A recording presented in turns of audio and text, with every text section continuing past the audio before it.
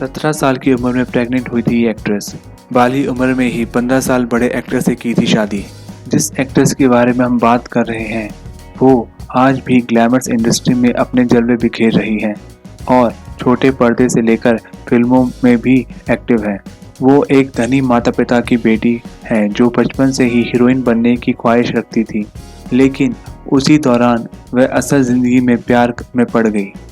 वो कोई और नहीं बल्कि डिम्पल कपाड़िया हैं जो मुख्य रूप से हिंदी फिल्मों में दिखाई देती हैं। हीरोइन बनने का डिम्पल का पहला मौका अपने पिता के फिल्म उद्योग में लॉन्च करने का प्रयास से मिला था। उन्हें 14 साल की उम्र में फिल्म निर्माता राज कपूर ने खोजा था, जिन्होंने उन्हें 1973 में आई बॉबी के लिए कास्ट किया था, जिसमें उनके अपोजिट ऋषि कपूर थे। डिम्पल कपाड़िया की पहली फिल्म बहुत बड़ी सुपरहिट साबित हुई और वह रातों रात बड़ी अभिनेत्री बन गई। लेकिन क्या आप जानते हैं कि सन 1973 में फिल्म रिलीज से कुछ समय पहले ही उन्होंने खुद से 15 साल बड़े अभिनेता राजेश खन्ना से शादी कर ली और अभिनय छोड़ दिया था।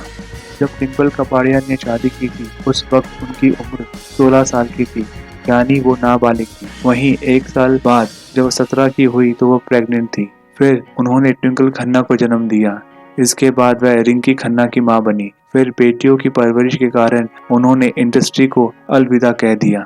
शादी के बाद डिम्पल 7वें आसमान पर थी। वह करियर से ज्यादा अपने पति के साथ पूरी उम्र बिताने को लेकर ज्यादा खुश थी, लेकिन 9 साल बाद ही वह दोनों अलग रहने लगे और अपने अपने काम में बिजी हो गए।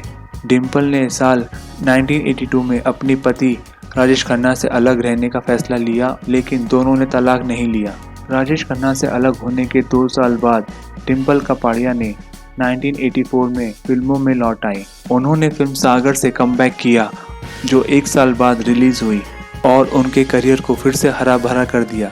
डिम्पल कपाड़िया को बॉबी और सागर दोनों ही फिल्मों के लिए बेस्ट एक्ट्रेस का फिल्म फेयर अवार्ड मिला था। अगले 1 दशक में उन्होंने खुद को हिंदी सिनेमा की एक बेहतरीन अभिनेत्रियों में से एक के रूप में स्थापित कर लिया था। इस तरह से वह करीब 17 साल तक पति से अलग रहकर अपनी जिंदगी जीती रही। अपने पुराने इंटरव्यू में डिम्पल ने बताया था कि राजेश खन्ना को हमेशा ही गलत समझा गया, जबकि वो एक शानदार व्यक्तित्व के धनी थे।